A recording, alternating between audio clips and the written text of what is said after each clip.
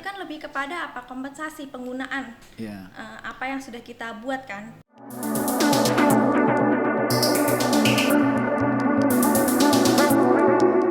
Bismillahirrahmanirrahim. Assalamualaikum warahmatullahi wabarakatuh. Selamat pagi, salam sejahtera bagi kita semua. Om Swastiastu, Namo Buddhaya, salam kebajikan. Kembali lagi bersama saya Dr. Hamrin Esa MH MSihan dalam program Hamrin Teloslau sebagai bagian daripada Hamrin Channel. Para pemirsa yang saya banggakan, setelah kehadiran salah satu bintang tamu kita dan juga ahli di bidang haki, yaitu Tri Ayu Ratna Dewi SHMH, di mana beliau merupakan S1 di Fakultas Hukum Universitas Trisakti, S2-nya di Fakultas Hukum Universitas Pajajaran. Dan hari ini beliau menggeluti bidang konsultan haki dan juga bergerak ataupun sebagai pengacara haki. Dan kita akan membuka lebih jauh bagaimana sebenarnya hak kekayaan intelektual itu. Dan hari ini juga lagi heboh yang namanya terkait dengan royalti, baik itu para pencipta lagu maupun para penikmat lagu lah, istilahnya seperti itu. Kita berharap ini bisa dibuka terang benderang dan juga bisa memberikan gambaran yang lebih baik ke depan. Ya. Dan saya terima kasih banyak ini sudah bisa hadir, menempatkan waktu. Dr. Hamrin bisa hadir di Hamrin Channel. Di tempat ini pertama tadi setelah kita lihat hari ini kan lagi heboh nih, heboh banget terkait royalti, terkait dengan bagaimana para pencipta lagu ataupun bahkan para penyanyi mereka mendapatkan royalti hanya ada yang 300, ada yang 700 dan lain sebagainya. Tapi sebelum saya masuk 300 apa kalau 300 juta? 300.000 gitu kan. Ada yang 700.000 gitu kan. Jadi menurut Anda kira-kira terkait dengan hak paten dulu ya. Hak paten itu sebenarnya apa sih sebenarnya sama hak cipta itu, biar masyarakat itu secara umum tahu gitu. Oke. Jadi haki itu kan istilahnya hak kekayaan intelektual. Kekayaan intelektual itu kan bidangnya macam-macam gitu ya. Jadi ada 7 bidang ya. Jadi ada hak cipta, hak merek, hak paten, hak desain industri, hak desain tata letak sirkuit terpadu, ya. Kemudian ada rahasia dagang ya, kemudian ada PVT, perlindungan varietas tanaman seperti itu ya. Tapi umumnya kalau kayak konsultan haki, lawyer ya, dia memang harus bisa semuanya ya. Jadi jangan hanya terpaku sama cipta aja, paten aja, tapi memang masing-masing konsultan atau lawyer haki itu punya konsentrasi di bidang. Memang dia mungkin minatnya di cipta, ya biasanya dia cipta. Kalau minatnya ke paten. Tapi kalau saya sebisa mungkin, karena saya juga ngajar kan, jadi harus tahu semuanya ya, paling tidak. Dan haki itu kan ibaratnya seperti pohon tapi cabangnya banyak. Tapi buahnya nggak cuma satu macam, tapi buahnya ada pisang, ada manggis, ada. Jadi satu pohon tuh buahnya bisa bermacam-macam. Nah, haki seperti itu. Nah, intinya kalau haki ini kan melindungi sebuah ide yang sudah dibuat dalam bentuk karya. Jadi kalau kita masih ide aja, karyanya tidak pernah diwujudkan, itu nggak bisa diprotek dengan haki seperti itu. Dan masalahnya haki ini kan nggak semua orang bisa menghasilkan suatu karya yang disukain orang gitu, yang kemudian jadi nilai kan. Jadi tolak ukurnya kan seberapa banyak orang suka dengan karya yang kita buat itu kan. Itu kan akan menaikkan nilai kan, seperti itu kan. Sama aja kayak merek, mungkin banyak lah merek atau apa desain ya, tapi kita nggak suka dengan desain itu, nggak suka dengan merek itu, otomatis ya nilainya ya nggak ada. Maksudnya ya cuma sekedar desain aja di pasaran, mungkin nggak terlalu value-nya nggak ada. Nah, tapi kalau untuk haki itu kan makanya tolak ukurnya seperti itu ya. Perlindungan haki itu melindungi suatu karya yang memang punya nilai aset intelektual ke depannya, yang memang nanti bisa naik, bisa bertambah tergantung dari seberapa besar orang menyukai karya itu. Misalnya kayak cipta lagu kan, kita lagu-lagu tuh karya misalnya kayak lagu yang zaman dulu The Beatles yang suka udah berapa juta orang ya, itu seperti itu ya. Jadi kalau ini kan kita lihat nih tadi ternyata banyak sekali, dan juga saya baru tahu ternyata sampai ada haki itu, hak kekayaan intelektual sampai ada 7 jenis tadi kan gitu kan. Ada hak paten tadi, ada hak cipta gitu kan. Tapi hari ini kan yang menjadi heboh di masyarakat itu adalah itu terkait dengan hak cipta. Bahkan bagaimana sih kita anggap bahwa sebuah ciptaan itu bisa kita anggap bahwa itu adalah ciptaan dia. Mekanismenya bagaimana? Ya, proses cipta itu kan kalau tadi bicara hak kekayaan intelektual, berarti kan itu bicaranya bukan hak ya, masalah hak ya, bukan masalah bukan perizinan ya, bukan ini. Jadi siapa yang punya hak lah, dia yang menghaki atas kekayaan intelektual itu. Nah, bedanya kalau konsep cipta sama konsep haki lain seperti paten, merek dan desain itu kan mereka dapat sertifikat. Tapi kalau cipta itu kan lebih ke pencatatan aja. Jadi sifatnya lebih ke declaration. Jadi sebenarnya pencatatan tuh nggak wajib.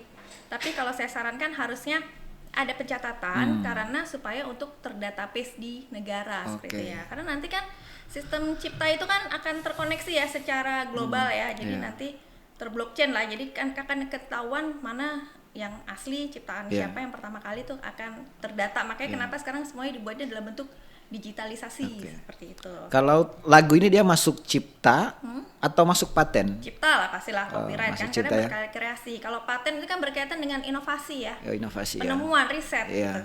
Jadi sebenarnya kalau masalah royalti itu di semua hak itu ada, mau itu cipta, mau itu merek, mau itu paten, mau itu desain, itu sebenarnya mengatur masalah royalti. Royalti kan lebih kepada apa? Kompensasi penggunaan apa yang sudah kita buat kan. Kalau misalnya paten, kita udah riset bertahun-tahun. Kemudian ada yang menggunakan gitu kan.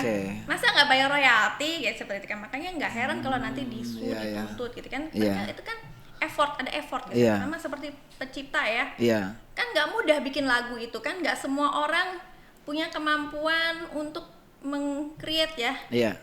Itu kan selain bakat juga perlu keahlian ya gitu ya. Jadi memang ya itu kan kemudian tiba-tiba karya yang disukai orang, nah itu kan artinya ada value, punya nilai seperti itu. Makanya kalau di luar negeri ya memang nggak heran kalau pemusik itu meskipun dia udah nggak nyanyi, nggak manggung pun masih tetap menghasilkan ya karena dari royaltinya itu. Di luar negeri memang sudah termanajemen dengan baik ya ekosistemnya. Kan kalau di Indonesia kan yang terbaru ada lembaga nih yang namanya LMK gitu kan. Bagaimana supaya menghimpun agar para pencipta ini itu bisa mendapatkan haknya. Tapi sampai sekarang pun kan dianggap tidak maksimal. Kalau sebagai ahli melihatnya kenapa sih sebenarnya? Jadi kalau dilihat sebenarnya ada 2 lembaga ya. Jadi yang pertama itu LMKN, Lembaga Manajemen Kolektif Nasional. Itu memang di bawahnya menteri langsung ya. Itunya komisioner mereka disebutnya ya. Jadi ada komisioner ada berapa ya? 7 atau ada saya lupa deh. Pokoknya LMKN itu dibentuk oleh pemerintah dan dia SK-nya dari menteri dan itu disebutnya komisioner LMKN. Nah, sedangkan ada lagi itu yang pemerintah. Kalau yang swasta itu namanya LMK, Lembaga Manajemen Kolektif tanpa N nasional. Tapi itu izinnya juga tetap dari menteri seperti itu. Tapi mereka swasta. Nah, mereka lebih ke kalau LMKN itu sebenarnya lebih ke ini ya masalah performing right ya. Jadi mereka tuh untuk narik yang ini masalah performing right tapi nanti akan didistribusikan ke LMK gitu. Nanti LMK yang mendistribusikan ke para pencipta, kepada para yang kan nggak hanya pencipta ya yang terlibat itu kan banyak ya, ada pencipta, ada penyanyi, ada komposer ya seperti ada pembuat untuk rekaman atau apa ya sebanyak. Jadi semuanya harus dapat gitu ya. Dapat ya itu yang membagikan itu nanti si LMK seperti itu. Tapi tergantung apakah penyanyinya itu tergabung di LMK. Nah kalau misalnya tidak tergabung di LMK ya biasanya nanti dari LMKN-nya yang menyalurkan. Makanya ada saya lupa ya pokoknya di peraturan pemerintah atau di permennya itu memang ada ketentuan bahwa musik itu kalau bisa bergabung di salah satu LMK seperti itulah. Kalau misalnya ini kan bisa ketahuan nggak berapa sih dana yang ditarik itu ketika yang didapatkan dari LMK itu kan ketika disalurkan itu bisa ketahuan nggak kira-kira dari segi undang-undang mengatur nggak? Nggak ada ya, nggak mengatur mengenai itu ya. Itu kan istilahnya internal dari si perusahaan ya. LMK-nya harusnya LMK-nya juga ada beberapa, saya nggak tahu ya, setahu saya sih ada LMK memang dia tidak bisa men-share itu karena mungkin masuk ke dalam kategori kerahasiaan ya. Dan ini kan takutnya nanti malah kok si A dapat sekian saya cuma dapat segini ya mungkin di dalamnya ada tapi nggak di-share ke publik ya. Nggak di-share ya. Dan sebenarnya kalau LMK itu kan sistemnya dia lebih ke perjanjian ya. Lebih ke aturan apa namanya mechanical rights, jadi lebih ke unsur ininya ke perjanjian dengan si pencipta mau berapa aja. Kalau perjanjian kan lebih enak ya karena win-win angkanya ya, ada lebih kesepakatan gitu. Nah, sedangkan kalau di LMKN itu kan nariknya kan dia berdasarkan Permenkum kan udah ada aturannya. Misalnya kayak hotel dihitung dari berapa kamar, jadi ada ketentuannya gitu loh. Dihitung dari berapa kamar, kemudian kalau restoran dihitung dari luasnya, atau berapa banyak kursi di restoran itu. Nah, yang pengusaha-pengusaha itu protes karena mereka bilang, ya kan hotelnya nggak tiap hari penuh, gitu kan. Restoran saya juga nggak tiap hari penuh ya, hanya hari-hari tertentu. Kenapa saya mesti harus membayar sejumlah ya ketentuan itu memang udah ada ketentuan di PP ya, PP 56 itu ya. Jadi itu yang agak mungkin dipikir oleh para pengusaha agak kurang relevan seperti itu ya. Makanya itu yang sedang rame, yang kemudian sekarang akan diubah ya PP-nya dan Permenkumhamnya, termasuk undang-undangnya juga RUU nih. Kan memang selama ini yang membuat terutama ya para penyanyi itu kan mereka protes, kenapa mereka hanya mendapatkan royalti, ada yang 300.000, ada yang 700.000. Sebenarnya kenapa sih sampai segitunya dengan sekian lama katanya gitu? Faktor apa sih sebenarnya itu yang sehingga? Ya mungkin karena faktor pertama kalau saya lihat mungkin dari para public performance yang menggunakan karya mereka memang belum ada kesadaran untuk melakukan pembayaran royalti ya. Jadi buat mereka itu konsep pola berpikir orang Indonesia dengan cara berpikir orang Barat itu agak berbeda ya. Kalau di sana kan mungkin mereka sadar ya ini hak orang yang harus kita bayar atau kita istilahnya berikan kompensasi ganti rugi gitu ya. Bukan kompensasi merugikan tapi maksudnya memberikan atas kenikmatan penghargaan atas apa yang sudah mereka create. Kalau kita kan ya buat apa ini kan, kalau mungkin karena pola pikir kita negara gotong royong, kalau berbagi dan kayak seperti itu ya konsepnya ya. Jadi untuk apa kita bayar kan banyak itu yang apakah semua melakukan itu, apakah bayar terus, dan mereka jadi ada sebagian yang memang keberatan seperti itu. Memang dari pemerintahnya memang harus mensosialisasinya dengan yang agak soft ya, maksudnya yang memberikan pemahamannya lebih terbuka lah ya. Lebih inklusif maksudnya, yang jangan sampai kan kalau tadi ada dua lembaga nih gitu mereka. Tadi kan ada 2 lembaga di Indonesia. Kalau di luar negeri ada nggak yang mengatur ini misalnya? Kalau di luar negeri itu ada namanya CMO ya, Collective Management Organization. Jadi kayak lembaga organisasi internasional. Jadi mereka pisah-pisah antara pemusik, antara fonogram, terus kemudian antara komposer. Jadi ada sendiri, sendiri gitu loh. Dan itu mereka memang sudah punya jaringan di seluruh dunia, termasuk salah satu LMK di Indonesia itu ada yang menjadi member di internasional gitu ya. Jadi artinya kalau misalnya ada di internasional sana menggunakan lagu Indonesia, mereka juga harus bayar royalti ke sini lewat LMK sini, termasuk juga sebaliknya kalau ada asing menggunakan lagu ini, LMK kita harus bayar ke sana seperti itu. Jadi memang kalau melihat lebih efektif yang lembaga dari luar, nggak tahu yang LMK ini kan tadi kalau dilihat nih dalam posisi perkembangannya. Kalau saya lihat memang untuk fungsi dan wewenang diantara, karena mengingat ini ada 2 lembaga ya, ada LMKN sama LMK. Sedangkan di luar kan sebenarnya cuma ada LMK aja. Iya istilahnya gitu ya. Jadi harusnya ini memang fungsinya dibedakan ya.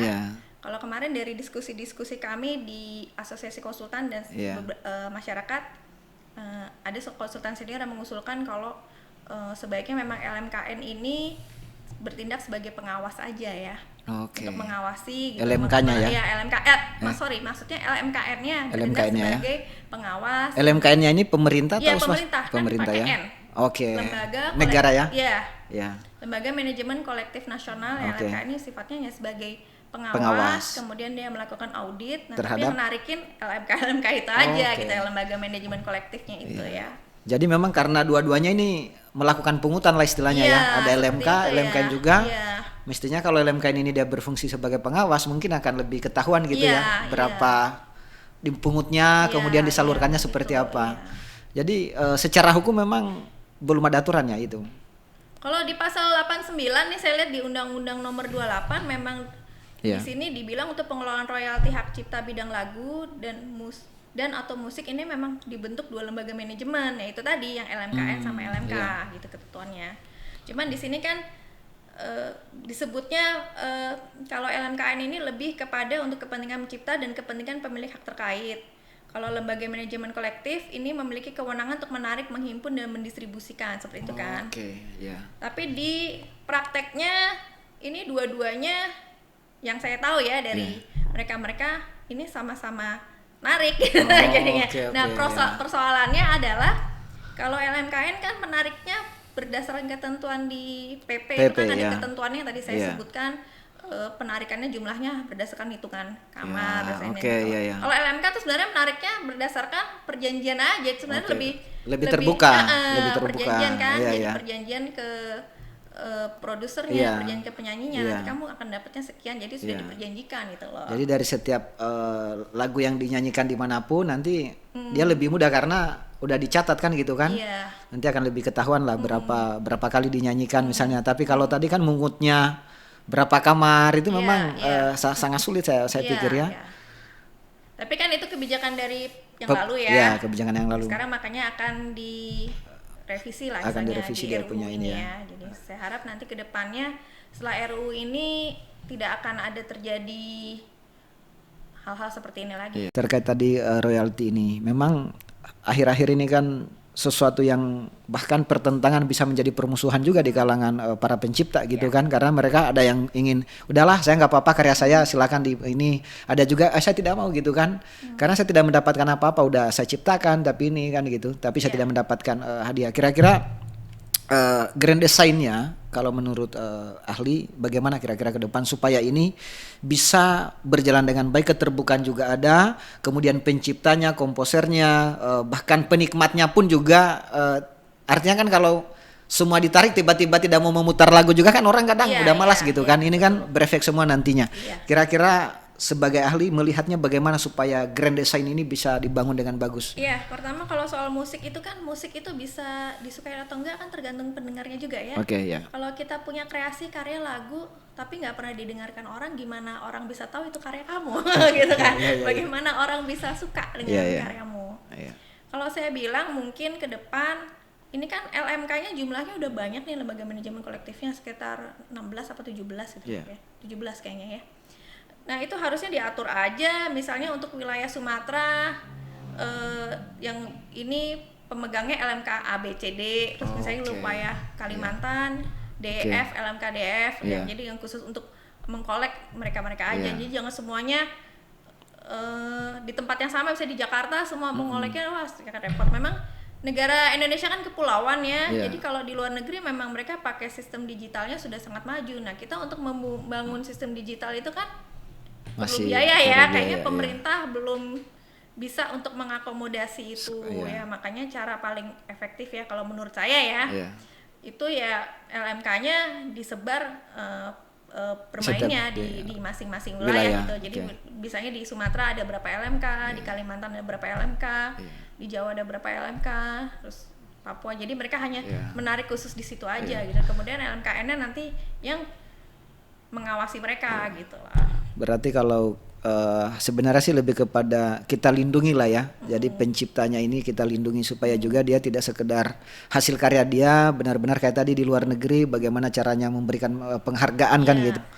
Jadi memang tadi pemirsa harapannya adalah supaya ya misalnya kayak luar negeri lah, satu lembaga saja gitu kan, misalnya kayak tadi LMK saja misalnya.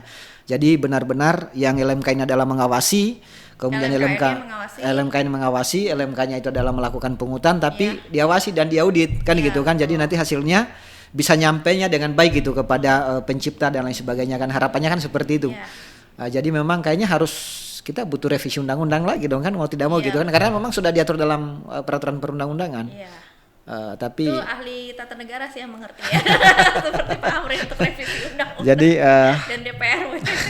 Jadi mungkin itu ya, hari ini saya rasa kita sekedar kita membuka ruang diskusi ini biar masyarakat juga tahu ternyata penting sekali ya, terutama yang mau buka usaha ataupun mau menciptakan lagu, bahkan lebih bagus di awal didaftarin dulu kan gitu kan, supaya tidak menjadi persoalan di kemudian hari, bahkan kita bisa dituntut balik bahkan kalau itu kita tidak daftarkan ataupun diambil alih oleh orang lain dan orang lain duluan mendaftarkan kan seperti itu. Betul. Jadi itu ya, saya rasa hari ini cukup ya, mudah-mudahan bisa menjadi masukan dan juga koreksi bukan saja kepada masyarakat maupun kepada pemerintah. Kita berharap memang LMK ini bisa dijalankan dengan baik, bisa terbuka juga biar para pencipta itu maupun para penyanyi itu bisa menerima dengan baik. Saya rasa cukup. Saya akhiri dengan billahi taufiq wal hidayah. Assalamualaikum warahmatullahi wabarakatuh. Assalamualaikum warahmatullahi